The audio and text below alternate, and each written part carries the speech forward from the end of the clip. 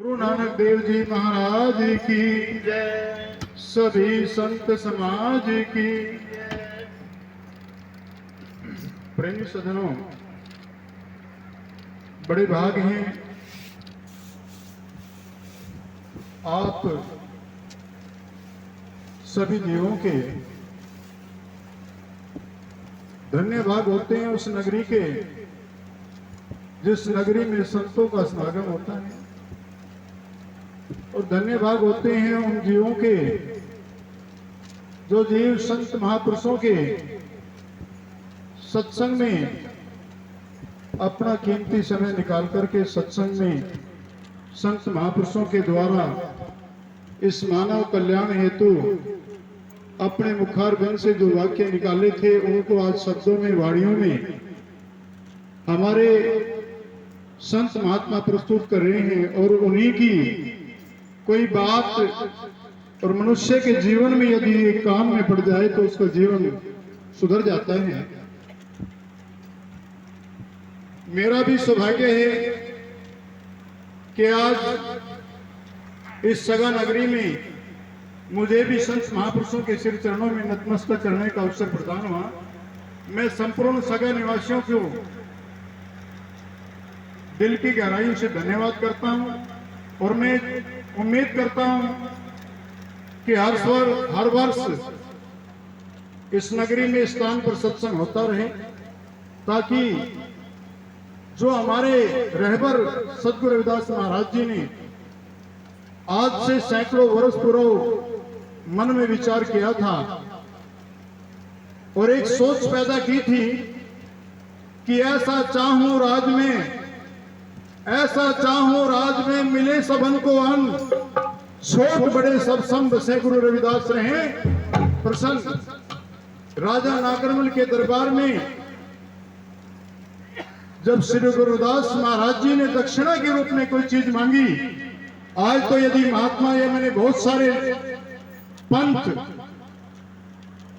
और मजहब देखे हैं जहां महात्मा गुरु दक्षिणा के रूप में या तो धन की इच्छा रखते हैं या किसी जमीन और जायदाद की इच्छा रखते हैं कि आश्रम के लिए जमीन मिल जाए। लेकिन जब राजा नागरमल ने गुरु रविदास महाराज जी से विनती की कि मैं आपको दक्षिणा में कुछ देना चाहता हूं, तो बनारस के राजा नागरमल ने जब बार बार विनती की तो गुरु रविदास महाराज जी ने एक ही बात कही थी कि यदि आप मुझे कुछ दक्षिणा में देना चाहते हैं तो मुझे इस भारत देश के अंदर, आपकी नगरी के अंदर एक ही चीज चाहिए। और ये दोहा उस समय राजा नागरमल के सम्मुख गुरु रविदास महाराज जी ने कहा था कि ऐसा चाहूं राज में मिले सबन को अन्न, छोट बड़े सब सम बसे रविदास रहे प्रसन्न।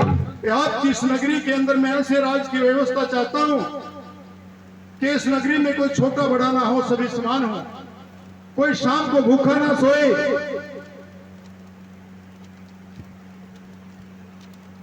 तो राजा नागरमल ने अपनी उस नगरी के अंदर तो गुरु रविदास महाराज जी की व्यवस्था को पूर्ण कर दिया, क्योंकि पूरे देश का राजा नहीं था, लेकिन पूरे भारत देश में उस व्यवस्था को लागू नहीं कर पाया। श्री गुरु रविदास महाराज जी की सोच को पूरा करने के लिए इस भारत भूमि में मध्य प्रदेश के अंदर उस महामानव ने जन्म लिया जिसको आज पूरा संसार विश्व रत्न के रूप में, भारत रत्न के रूप में, knowledge of symbol doctor B R. Ambedkar साहब को सम्मान के रूप में जाना जाता है।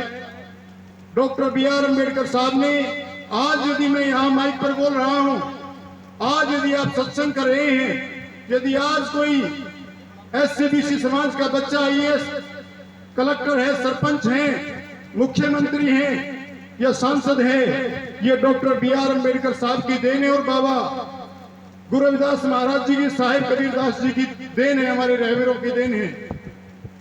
मैं अभी कुछ पीछे बैठा हुआ था, देख रहा था कि कुछ हमारी महिलाएं भी बातों में मगन हैं। जो यहाँ माइक पर कोई बात कह रहा है, शब्द वाणी सुना रहा है, उसको नहीं सुन रहे।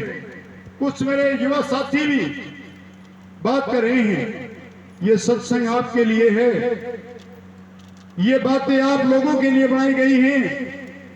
यदि डॉक्टर बी.आर. अम्बेडकर साहब ने सबसे ज्यादा मान और सम्मान दिया तो आप महिलाओं को मान और सम्मान दिया।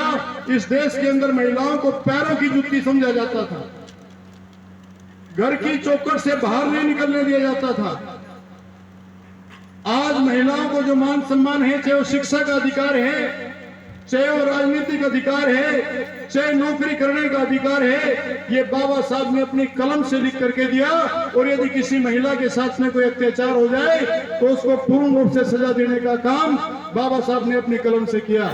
मेरा निवेदन है महिलाओं से कि जब भी कोई प्रोग्राम सत्संग का हो या डॉक्टर बी.आर. अम्बेडकर साहब का कोई सामाजिक प्रोग्राम हो तो आप सबसे ज्यादा भागीदारी सुनिश्चित करें और उनकी बात को ध्यान से सुनें। आज ये सत्संग है, सत्संग में आने का तभी लाभ है, सत्संग करने का तभी लाभ है जब हमारा घर ठीक हो। सत्संग घर से चलता है। यदि घर में माँ बाप भूखे हैं, माँ बाप के तन पर ठीक कपड़ा नहीं है, सास ससुर के तन पर ठीक कपड़ा नहीं है, वो बीमार है, वो भूखे हैं, आप सास ससुर की और माँ बाप की तो सेवा नहीं कर रहे, उनको समय पर भोजन नहीं दे रहे और महात्माओं के